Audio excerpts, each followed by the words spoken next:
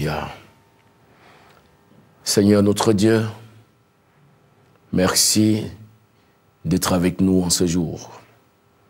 Merci pour ta parole que tu nous communiques. Merci pour ton esprit. Et nous voulons invoquer la présence du Saint-Esprit parmi nous. Nous voulons invoquer la puissance de ton esprit sur chaque cœur, sur chaque pensée, sur chaque corps en ce moment-ci. Nous plaçons nos cœurs, nous plaçons nos corps, nous plaçons tout sous la puissance et l'autorité de ton esprit. Nous te disons, Seigneur, viens, parle-nous. Parle-nous, délivre-nous, vivifie-nous, fortifie-nous et glorifie ton nom, Seigneur. Amen. Je voudrais vous inviter à lire avec nous dans l'Évangile selon Luc, au chapitre 5. Luc chapitre 5, Évangile selon Luc chapitre 5, à partir du verset 1er. Nous lirons donc du verset 1er jusqu'au verset 14. Nous lisons. Comme Jésus se trouvait auprès du lac de Génézareth et que la foule se pressait autour de lui pour entendre la parole de Dieu, il vit au bord du lac 2 bacs d'où les pêcheurs étaient descendus pour laver leurs filets. Il monta dans l'une de ces bacs qui était à Simon et il le pria de s'éloigner un peu de terre. Puis il s'assit et de la barque, il enseignait la foule. Lorsqu'il eut cessé de parler, il dit à Simon, « Avance en pleine eau et jetez vos filets pour pêcher. » Simon lui répondit, « Maître, nous avons travaillé toute la nuit sans rien prendre, mais sur ta parole, je jetterai le filet. » L'ayant jeté, ils prirent une grande quantité de poissons et leur filet se rompait. Ils firent signe à leurs compagnons qui étaient dans l'autre bac de venir les aider. Ils vinrent et ils remplirent les 2 bacs au point qu'elles enfonçaient. Quand il vit cela, Simon-Pierre tomba aux genoux de Jésus et dit, « Seigneur, retire-toi de moi, parce que je suis un homme pécheur. » Car l'épouvante l'avait saisi, lui et tous ceux qui étaient avec lui, à cause de la pêche qu'ils avaient faite. Il en était de même de Jacques et de Jean, fils de Zébédée, les associés de Simon. Alors Jésus dit à Simon, « Ne crains point, désormais tu seras pêcheur d'hommes. » Et, ayant ramené les barques à terre, ils laissèrent tout et le suivirent. On peut s'arrêter là. Que Dieu bénisse sa parole. Nous venons de lire ici une histoire vraie. L'histoire de l'histoire de la pêche miraculeuse. Et à partir de cette histoire, notre message aura pour thème « Laisse Jésus entrer dans ta barque. » Laisse Jésus entrer dans ta barque. C'est l'histoire de Pierre et de ses amis, des associés, des pêcheurs d'un même village, qui sont des pêcheurs professionnels, qui gagnent leur vie dans la pêche, dans leur métier, le métier qu'ils ont choisi pour vivre, et qui sont allés pêcher, et qui au retour de la pêche sont rentrés les mains nues, bredouilles. Toute une nuit, ils ont travaillé. Ils ont travaillé avec toute leur expérience de pêcheurs professionnels. Et ils ont travaillé avec tout leur savoir, avec toutes les techniques qu'ils savent, avec tous les moyens qu'ils pouvaient avoir en leur possession. Ils ont travaillé et le lendemain, ils se retrouvent au bord de la rive, les mains vides. Ils ont commencé à nettoyer leurs filets, à laver leurs filets. En ce moment-là, ils voient arriver une grande foule qui suivait Jésus. Et alors, Jésus demande à Pierre de le laisser entrer dans sa barque. Et donc, Jésus entre dans la barque de Pierre, il s'assied dans la barque de Pierre, et de là, Jésus enseigne. Et ensuite, le reste va se produire, le miracle va se produire. Pierre et ses amis vont vivre quelque chose d'extraordinaire, qui va bouleverser leur vie, qui va changer leur vie. Laisse entrer Jésus dans ta barque. Jésus est en train de marcher sur le bord du lac de Génézareth et la foule était derrière lui. Jésus attirait toujours la foule partout où il se trouvait. Les hommes et les femmes qui avaient faim, qui avaient soif, les hommes et les femmes qui avaient des besoins, qui avaient différents besoins, divers besoins. Ces hommes et ces femmes venaient vers Jésus, ils le suivaient partout où il allait. Et Jésus-Christ est le même hier, aujourd'hui et éternellement. Aujourd'hui encore, comme hier en Galilée, vous pouvez venir à lui, vous pouvez le suivre, vous pouvez venir à lui avec vos besoins, avec vos problèmes, avec vos difficultés, avec vos souffrances. Le Christ est mort, c'est vrai, à la croix. Mais le Christ est ressuscité des morts. Le Christ est monté aux cieux. Le Christ est assis à la droite du Père. Il a reçu du Père le Saint-Esprit qu'il a répandu sur l'Église. Et le Christ a dit, je suis avec vous tous les jours jusqu'à la fin du monde. Jésus-Christ est le même hier, aujourd'hui et éternellement. Jésus-Christ est vivant aujourd'hui dans son Église. Jésus-Christ est vivant encore aujourd'hui là où sa parole est prêchée. Jésus-Christ est vivant en ce moment-ci, au moment où vous entendez sa parole, au moment où vous écoutez cette parole, au moment où vous êtes là maintenant pour recevoir ce message. Laissez-moi vous dire, Jésus-Christ n'a pas changé. Jésus-Christ, le Fils de Dieu, né de la Vierge Marie, qui a vécu une vie sainte, qui a vécu une vie irréprochable. Jésus-Christ qui chassait les démons. Jésus-Christ qui guérissait les malades. Jésus-Christ qui enseignait. Jésus-Christ qui est mort, est ressuscité des morts. Il est monté aux cieux. Il est assis à la droite du Père. Il vit actuellement. Il est vivant. Et il agit par son esprit. Jésus-Christ est encore vivant aujourd'hui. Vous pouvez encore venir à lui. Vous pouvez encore venir à lui aujourd'hui. Vous savez, le problème que nous avons aujourd'hui, c'est que nous voyons simplement la religion chrétienne devant nous. Nous voyons simplement une église, une dénomination, une communauté religieuse. Nous avons le sentiment que, en face de nous, il n'y a qu'une religion, il n'y a que des dogmes, il n'y a que de bonnes doctrines. Il n'y a que des pratiques religieuses. Mais laissez-moi vous dire, Jésus-Christ est le même et vous pouvez venir à lui aujourd'hui comme les hommes et les femmes d'autrefois se précipitaient autour de lui. Ils le suivaient partout où il allait et Jésus-Christ leur apportait la solution à leurs besoins. Laissez-moi vous dire, Jésus-Christ peut apporter la solution à votre besoin. Il est la réponse de Dieu pour le monde aujourd'hui encore. Les foules se précipitaient autour de Jésus. Et qu'est-ce qu'elles faisaient ces foules? La première chose qui est dite ici est celle-ci. La foule se pressait autour de lui pour entendre la parole de Dieu. La foule qui venait, il est vrai que les évangiles nous montrent que Jésus guérissait les malades, que Jésus chassait les démons, que Jésus pardonnait les péchés. Mais Jésus enseignait aussi la parole de Dieu pour que Jésus opère dans nos vies, pour que Jésus opère aujourd'hui dans nos cœurs, dans nos vies, dans nos familles, dans nos communautés, comme il le faisait autrefois. Nous devons venir à lui, nous devons venir écouter sa parole. Nous avons besoin de la foi pour entrer dans les bénédictions de Dieu. Or, la foi vient de ce que l'on entend. Et ce que l'on entend qui vient de la parole de Christ. C'est pour cela que la foule se pressait autour du Christ pour écouter sa parole.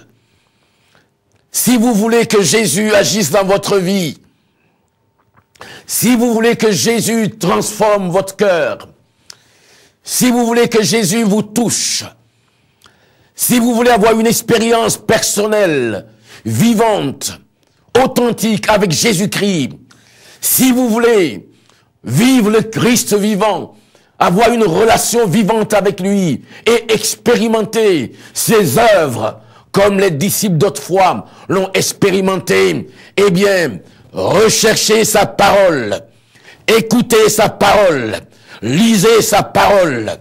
Jésus lui-même a pu dire, le ciel et la terre passeront, mais ma parole ne passera jamais. La foule se pressait autour de Jésus pour écouter sa parole. La parole du Christ, la parole de Dieu nous apporte la restauration du cœur. Notre cœur est souvent rempli d'ignorance. Notre cœur est rempli des mensonges que Satan a semés en nous. Notre cœur est rempli des traditions religieuses, lesquelles traditions, très souvent, nous voilent la vérité de l'amour, de la bonté et de la puissance de Dieu. Notre cœur est envahi de la crainte, de la peur, semée en nous par des traditions païennes. Mais si vous venez à Jésus-Christ, si vous venez à sa parole est lumière, sa parole est lampe à nos pieds. La parole du Christ va illuminer vos cœurs. La parole du Christ va détruire l'incrédulité. La parole du Christ va vous donner de croire en l'amour de Dieu, en la bonté de Dieu, en la miséricorde de Dieu, en la puissance de Dieu. Et cette foi en la parole de Dieu et dans le Dieu vivant va vous rendre la liberté. Jésus a pu dire à ceux qui l'écoutaient, vous recevrez ma parole, et ma parole, vous connaîtrez la vérité, et la vérité vous rendra libre. C'est la vérité qui libère. Combien de gens veulent des miracles? Combien de gens veulent la puissance de Dieu? Combien de gens veulent voir Dieu agir dans leur vie? Combien de gens veulent recevoir la paix du cœur?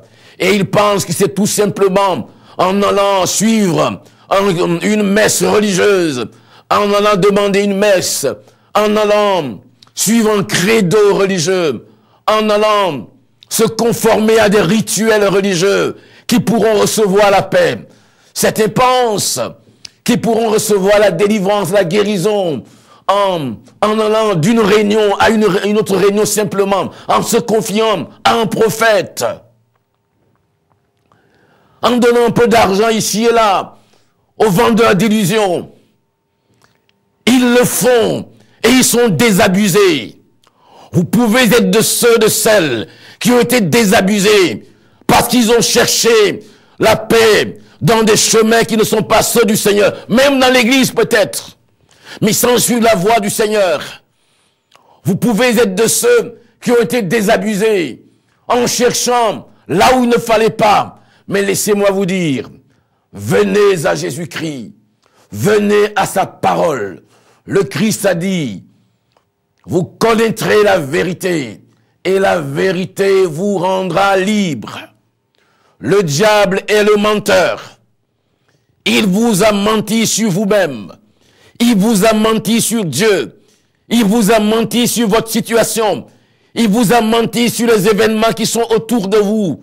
Mais si vous écoutez la parole du Christ, la vraie parole de Dieu prêchée, prêchée avec la grâce, l'onction et la puissance du Saint-Esprit, elle va éclairer vos cœurs.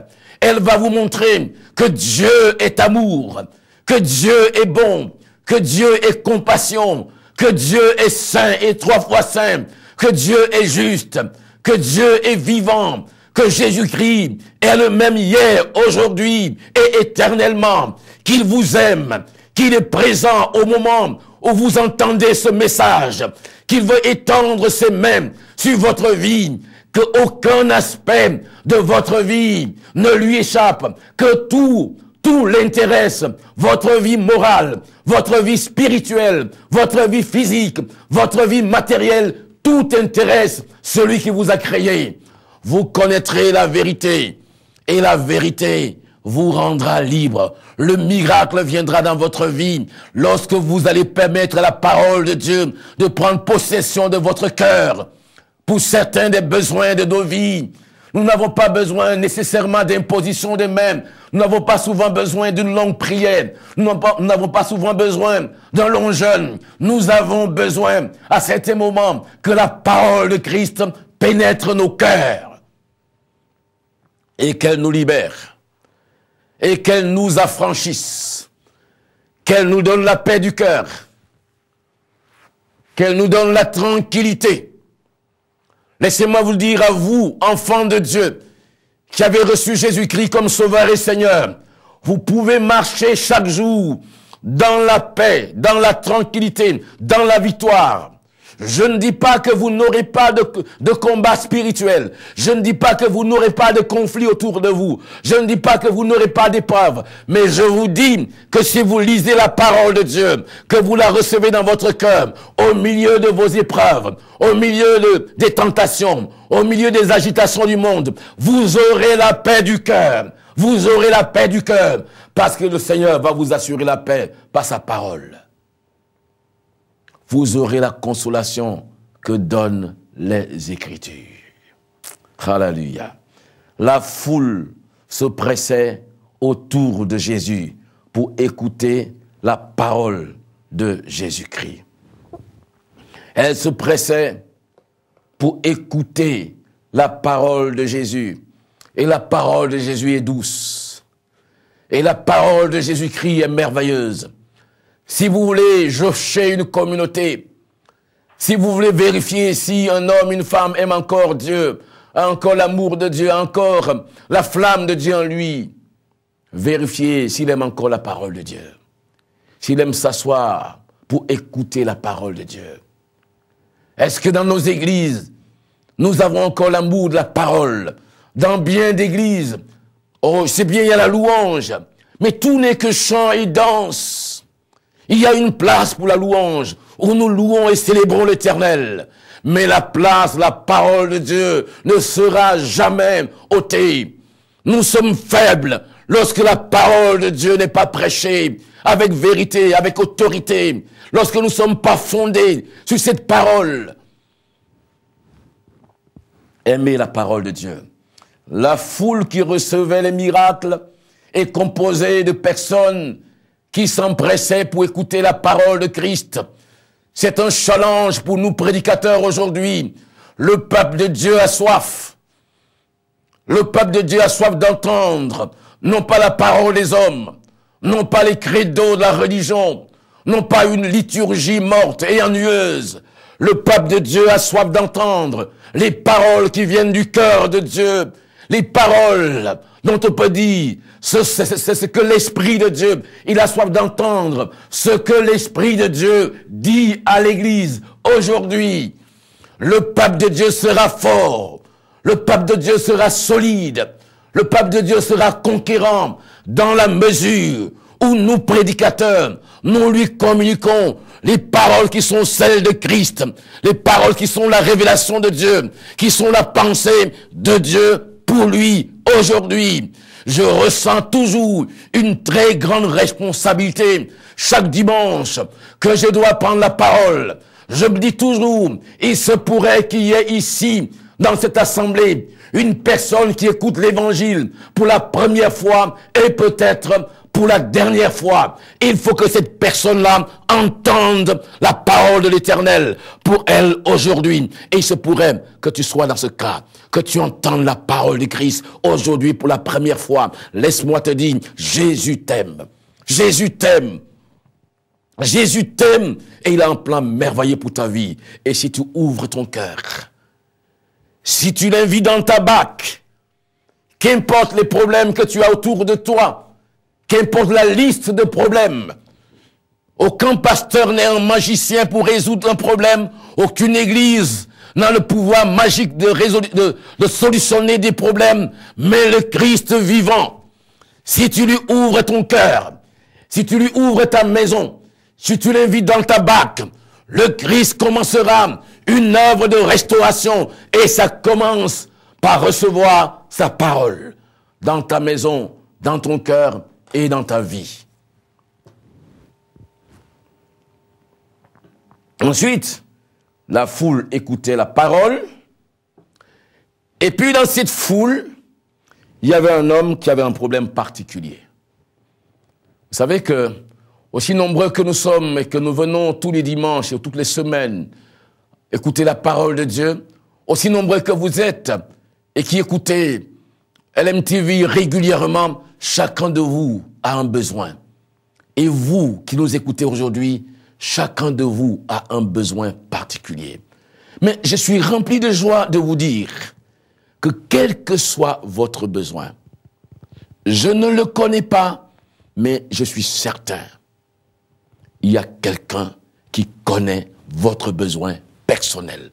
C'est Jésus-Christ. Il y a quelqu'un qui lit dans ton cœur.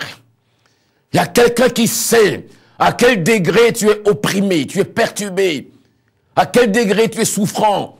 Il y a quelqu'un qui sait les souffrances que tu endures, les désagréments que tu as vécus, que tu vis encore, au moment où tu m'entends, les sentiments qui t'animent, les souffrances qui te rongent, au plan moral, au plan physique, au plan spirituel.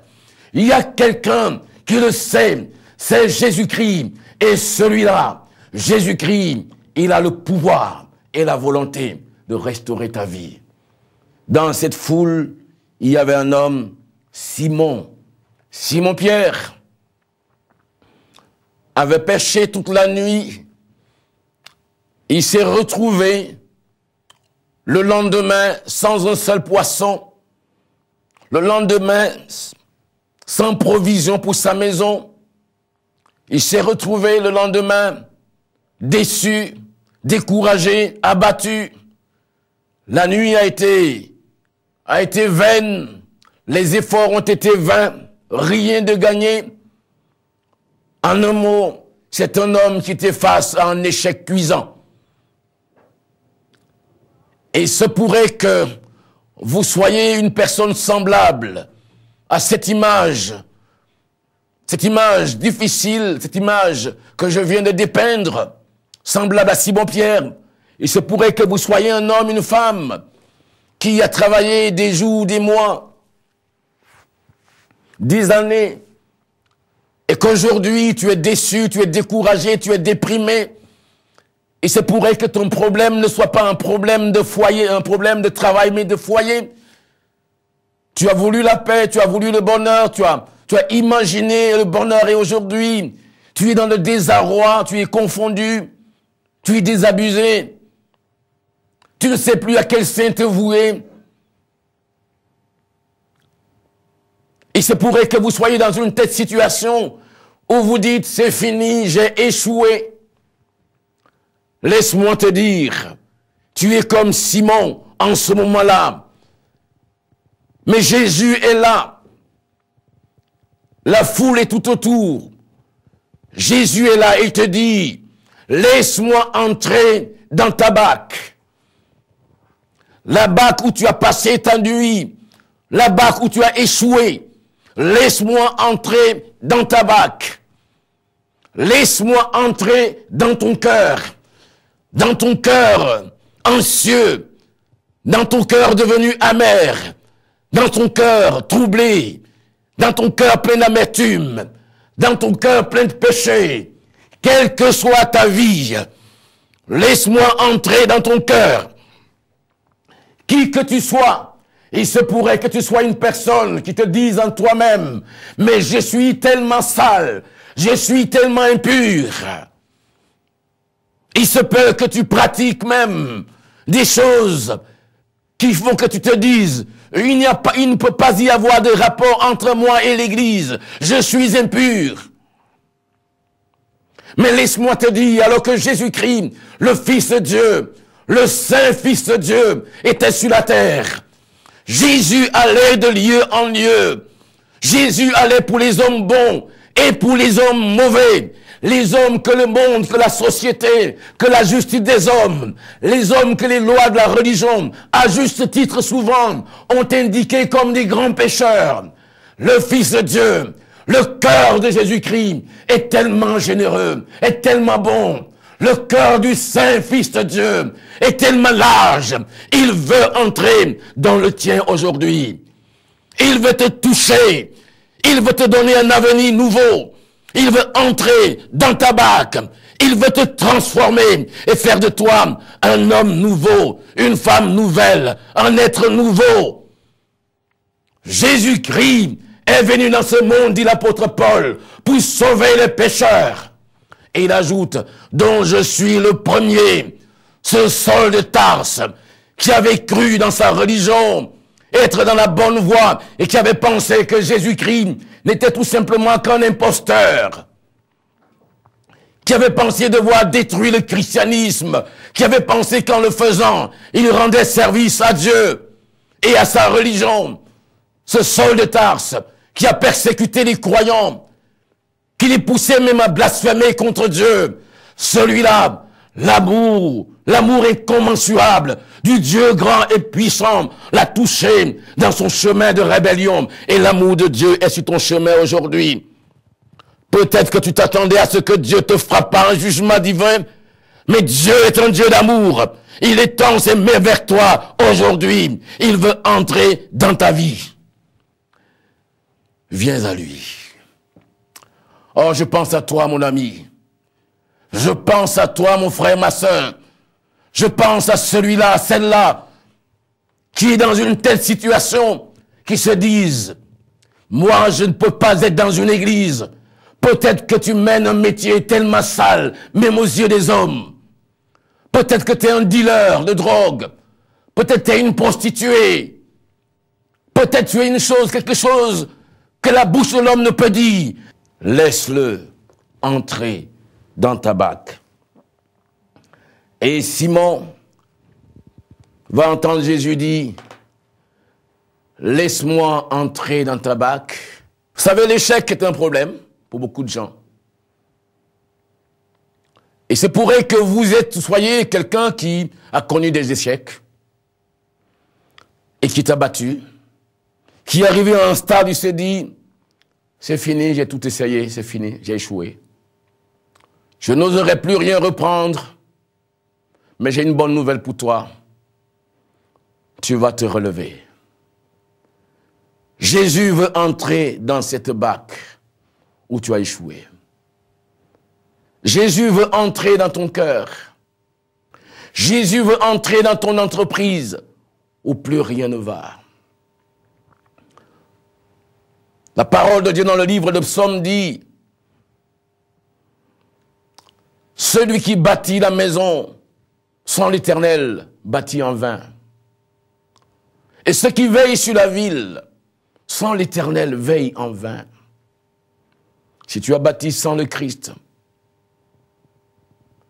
alors aujourd'hui, Jésus veut entrer dans ta barque. Laisse-moi te dire que l'échec n'est pas un événement.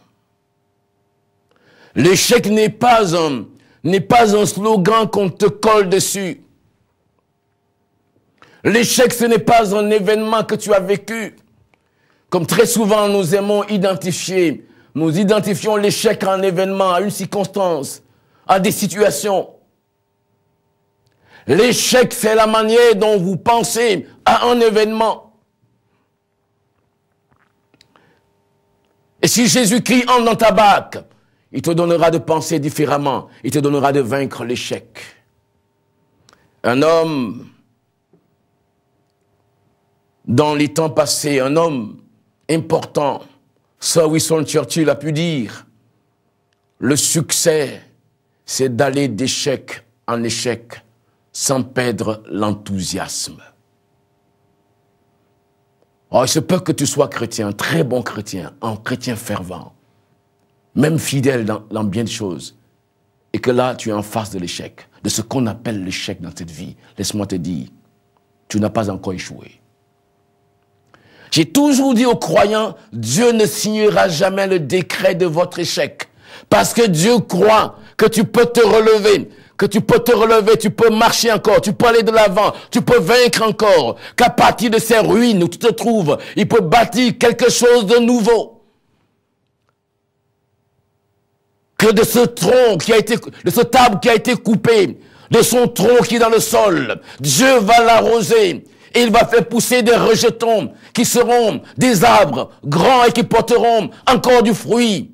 Tout est possible à Dieu. Il peut te relever.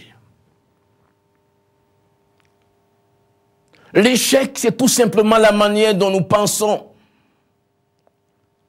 Il se peut que vous soyez un étudiant qui a essayé et qui n'a pas réussi un examen une fois, deux fois. Mais laisse-moi te dire, lève-toi maintenant.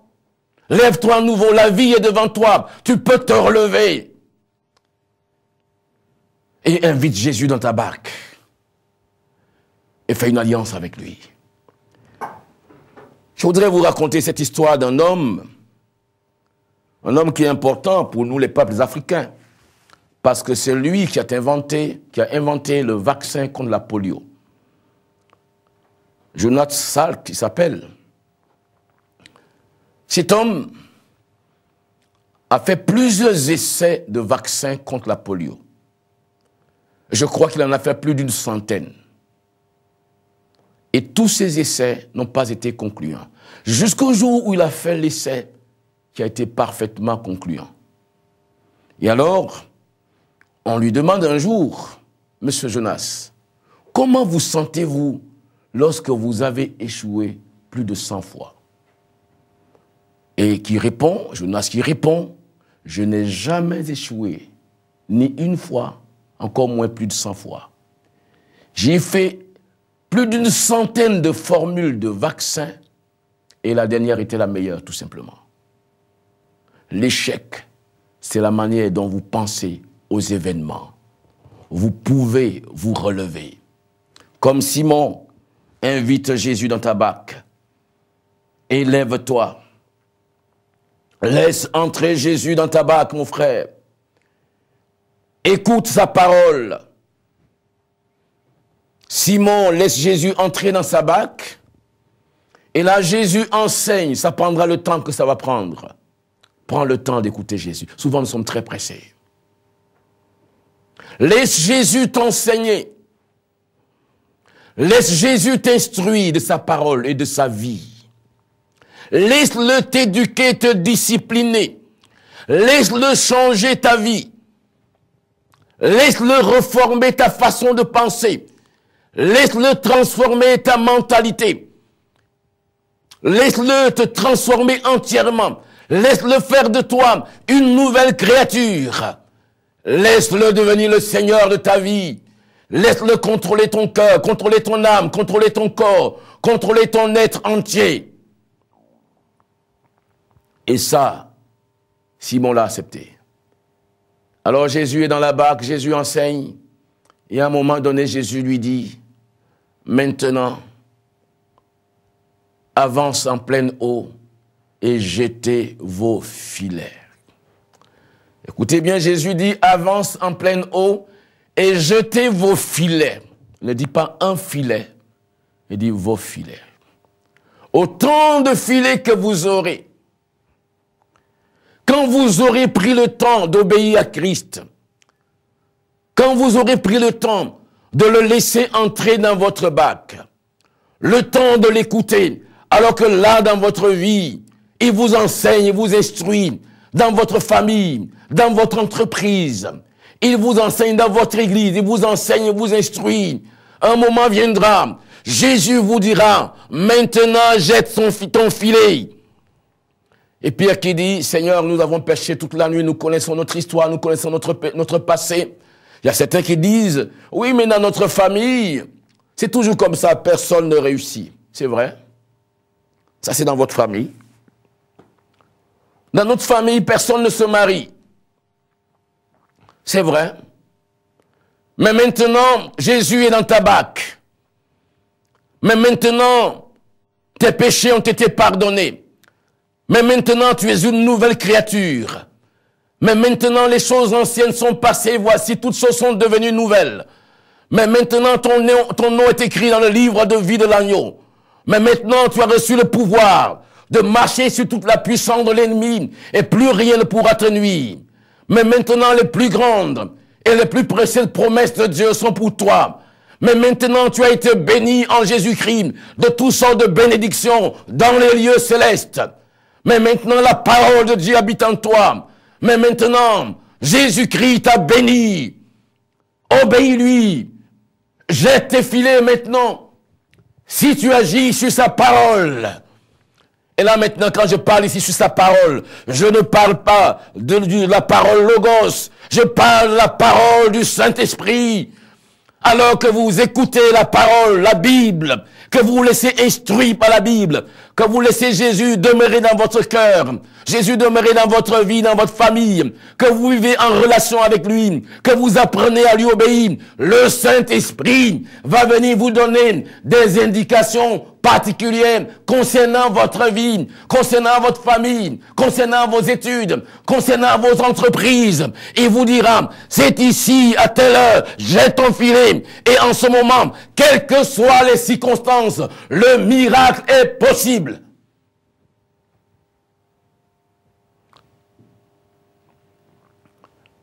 Mais avant, écoute la parole de Dieu. Invite Jésus dans ta barque. Laisse-le t'enseigner. Marche avec lui. Obéis-lui. Et alors, l'Esprit de Dieu viendra te donner des directives précises qui t'amèneront au miracle, à la bénédiction. Jetez vos filets. Ceci nous rappelle les noces de Canaan. Quand ce jeune homme et cette jeune fille qui célébraient leur mariage ont invité Jésus, ses disciples et sa mère Marie, et qu'en pleine cérémonie, il n'y avait plus de vin. C'était une honte qu'en pleine cérémonie de mariage, il n'ait plus de vin. Heureusement encore là, Jésus était là. Combien de gens ont pris toutes les précautions, sauf la meilleure des précautions? Combien de gens ont mis de l'argent de côté? Ce n'est pas mauvais de mettre de l'argent de côté, c'est bien. Combien de gens ont pris des dispositions légales? Ce n'est pas mauvais, c'est bien. Combien de gens ont fait tout ce qui est humain, sauf prendre Jésus-Christ avec eux? Si l'Éternel ne bâtit une maison, ceux qui bâtissent, bâtissent en vain. Si l'Éternel ne veille sur la maison, ceux qui veillent, veillent en vain. Heureusement, ce jeune couple avait invité Jésus-Christ. Et quand le vin vient à manquer, Jésus était là. Quand Marie intervient, Jésus parle. Et Marie dit, écoutez ce qu'il vous dira.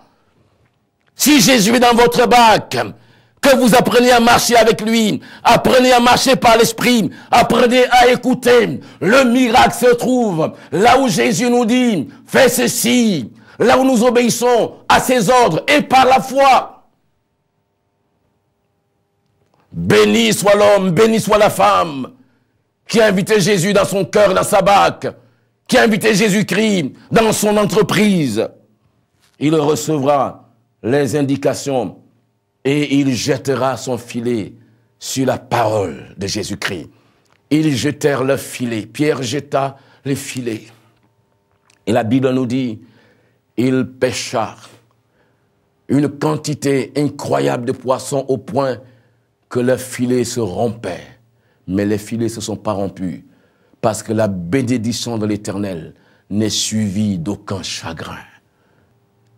Prions, s'il vous plaît. Je vous demande d'inviter Jésus dans votre barque. Si vous ne connaissez pas Jésus comme Sauveur et Seigneur, alors, cherchez un homme de Dieu, un vrai croyant, un vrai chrétien, qui connaît Jésus, qui vit en communion avec Jésus, et demandez-lui de vous aider. Seigneur, maintenant, tu as parlé au cœur de cet homme, de cette femme, qui vient à toi. Maintenant, accueille-le et entre dans son cœur. Ô cher Saint-Esprit, accomplis ton œuvre de restauration, ton œuvre de guérison, ton œuvre de bénédiction. Merci Seigneur. pour ceux, celles qui ont reçu ta grâce et qui ont besoin de s'humilier, et qui n'avaient pas compris cela. Aide-les à se repentir de l'orgueil qu'ils ont laissé entrer dans leur cœur. Et qu'ils apprennent à s'humilier, à vivre dans l'humilité devant toi et devant les hommes, et à te servir. Amen.